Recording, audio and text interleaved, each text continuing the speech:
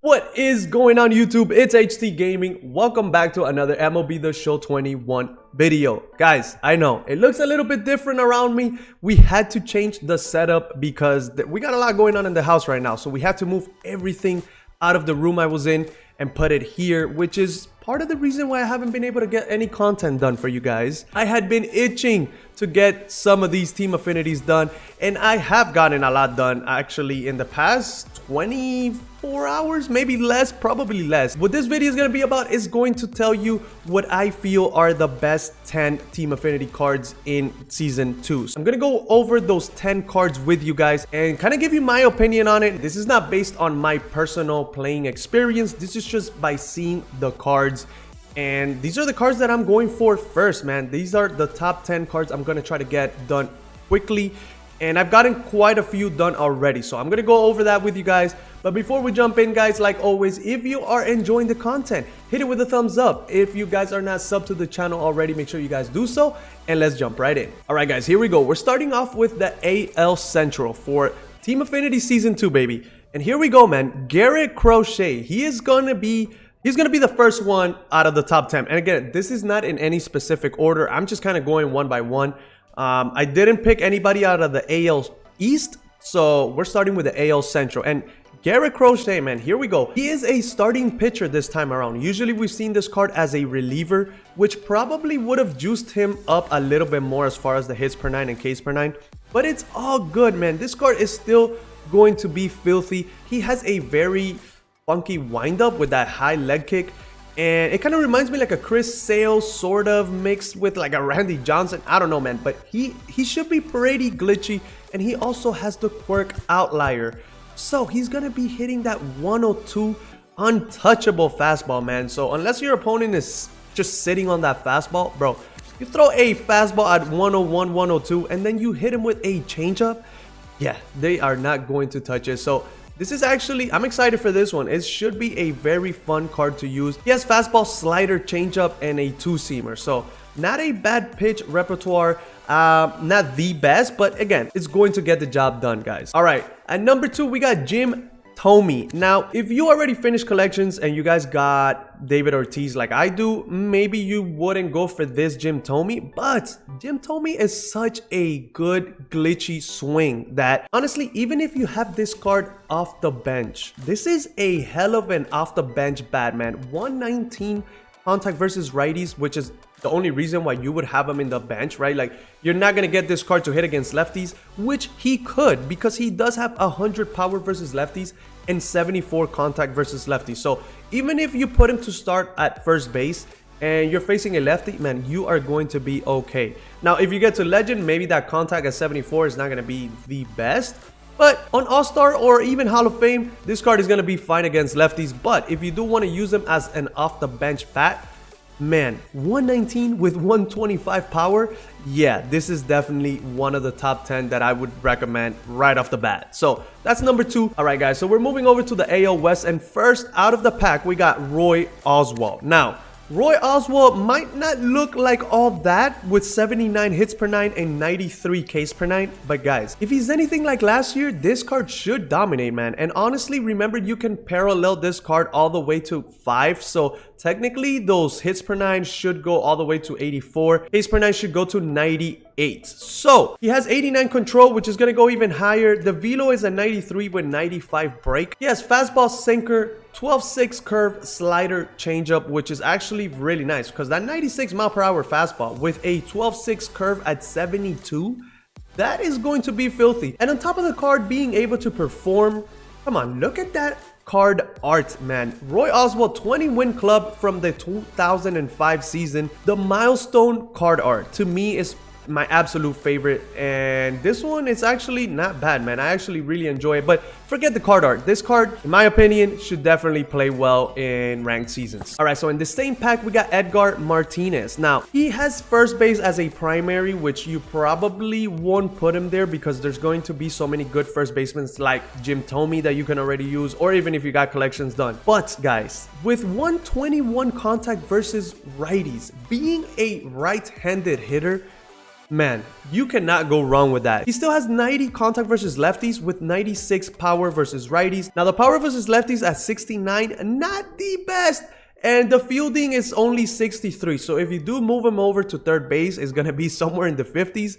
But guys, if you remember last year's game with Frank Thomas playing first base with like 40 or 50 defense, he played like an Arenado at first base. So honestly, he is worth the try. And even if you use him as an off the bench bat, guys, 121 contact versus righties is such a useful tool when it's a righty hitter, right? Because most of the times you're going to be facing a righty on the mound.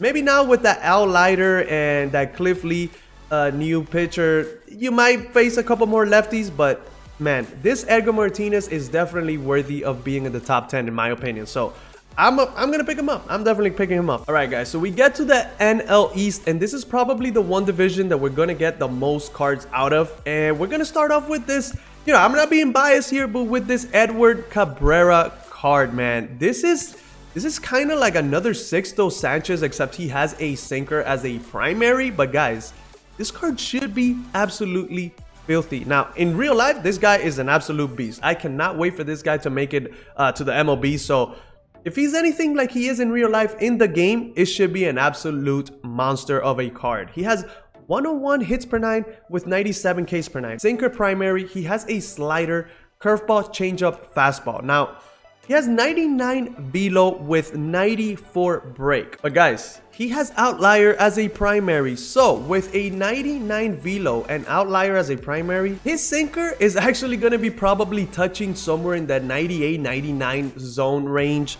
And a sinker is so dominating this year for this game that having that as a primary, guys, that's going to be an absolute filthy card. 21 years of age, man. I hadn't even noticed how young this kid is. But guys, with that curveball at 81 and a fastball at 98, 99, sinker 98, 99, guys, it is going to be filthy. This might be the first card I use for my next game as far as gameplay goes. So we'll see. But Edward Cabrera, an absolute must-get top 10 card to get from the Team Affinities Season 2 for sure. So we move over to the Mets. Ronnie Mauricio. He is a shortstop primary. He can also play third base. And although I probably don't have a lot of use for this card simply because I made my cap as a shortstop, if I happen to put my cap as a pitcher for a specific game, whether it's in the pen or in the starting rotation, I can always go to this switch hitting shortstop, man. 95 contact versus righties with 89 versus lefties. Not crazy, not in the hundreds, but he is a switch hitter. He has power at 96 and an 82 power versus lefties. I used this card in BR already, and man, his swing is actually very nice. His defense is at 88 with 95 arm strength. Speed only 62, so he's not going to really be stealing any bags for you. But I feel like this is a very complete and well-rounded shortstop. And if you don't have your cap, or even if you do have him as shortstop, but you decide to use him as a pitcher for a specific game, this is definitely going to be a really good option for you. Switch hitting is a very important thing for you. So honestly, that's one of the main things that catches my eye with this card. And you can also play him at third base, assuming you don't want to put him at shortstop. So he's going to be making our top 10 as well as a Met, unfortunately. But it's okay. It's okay. Definitely worthy of being in the top 10. All right, guys. The last one out of the NL East is going to be this Cliff Lee from the Philadelphia Phillies. 6 shutouts 2011. The card art looks pretty dope, man. I'm not going to lie. But guys, 115 stamina with the pitch selection that this card has, with 88 hits per 9, 103 Ks per 9. His walks per 9 is 99. Control at 96, break at 99. This card is going to be absolutely filthy. This card should be able to go the whole distance for you. And with a sinker primary, now he doesn't have a lot of speed at 92 with the sinker. Not the best, but he does have a nice little cutter. Circle change at 82. Knuckle curve at 74.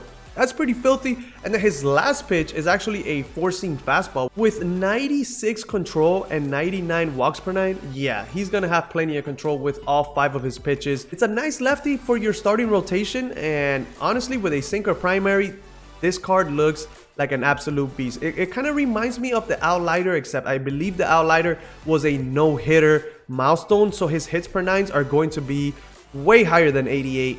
But again, it kind of competes with that, and you get this card absolutely free, just like the Outlier, except you have to do so much less to get this card that, yeah, this is definitely worthy of being in the top 10 in my opinion, and I can't wait to use this card, to be honest. All right, guys, so we make it to the NL Central, and I'm gonna go with Torre here, man. He has to be part of our top 10 and not as a third baseman. If you guys see Torre, he can play catcher, he can play first base, but look at his contact. 125 versus both sides, guys. 84 power versus righties and 62 versus lefties. Not ideal, but with 125 contact, you're not going to be getting this card to hit absolute bombs. You're going to get this card to get on base. I already used him in BR, and man, his swing, I don't know, I could just hit with him. So far so good. I was actually hitting very good with this card, and with 125 contact, guys, you're going to be able to use this card on Mega Legend and you're going to be fine.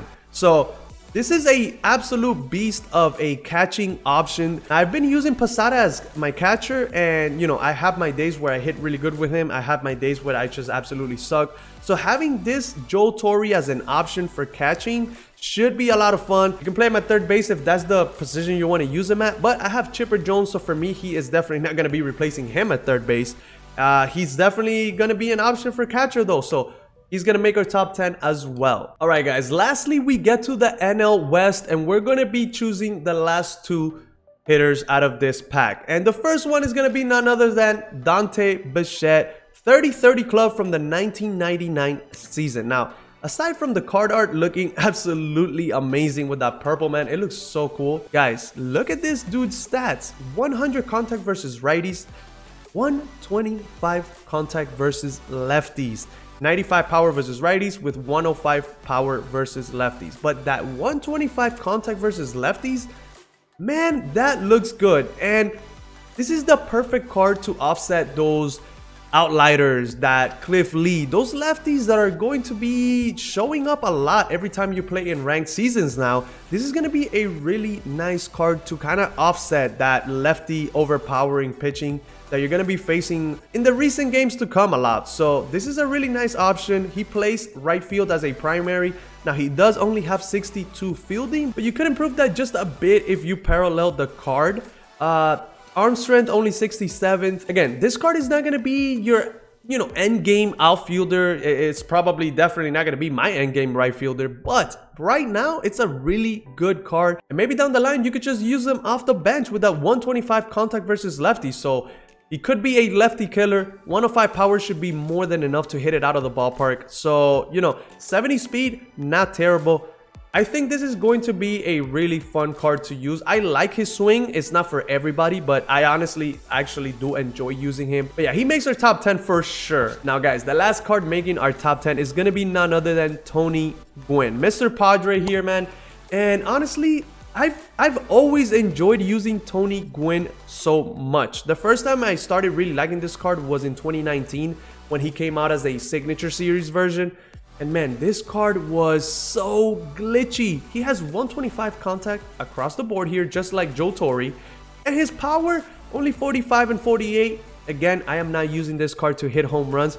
But don't be surprised if you run into one and hit it out of the ballpark. I did it with D. Gordon, and he has 20 power versus probably both sides. I don't remember too good, but this Tony Gwynn, man, 80 fielding, 84 arm strength. His speed is still at 70, which is not terrible. Now for this card, he was 33 already, so he wasn't really like super young anymore, but still, man, 80 fielding with 84 arm strength and 70 speed, not bad. The contact, you know, is always going to be there. So honestly, this card is going to smack singles, doubles, left and right. So once I make that build of just contact hitters, this is definitely going to be one that is going to be making my team, man. I always enjoy using Tony Gwynn, and I'm sure it's going to be just as fun using this card. All right, guys, that is going to be it for this video, man. Let me know what you guys think. Let me know if I left anybody out. Let me know who's your top 5, maybe top 1 card out of these Season 2 Team Affinities. And before we end this video, man, like always, you know, we have to open a single pack. I know I have a lot more packs to open, but we're going to save that for another time. Now, here we go. Are we finally going to put a diamond? We are not, unfortunately, but it's okay, guys. It's okay. We have 51 Team Affinity packs to open. 2 balling is a habit. We're going to have a lot more for the next pack opening video. But hey guys, like always, man, if you enjoyed this video, hit it with a thumbs up. And if you're new to this channel, make sure you guys subscribe. I'll catch you guys next time with another video.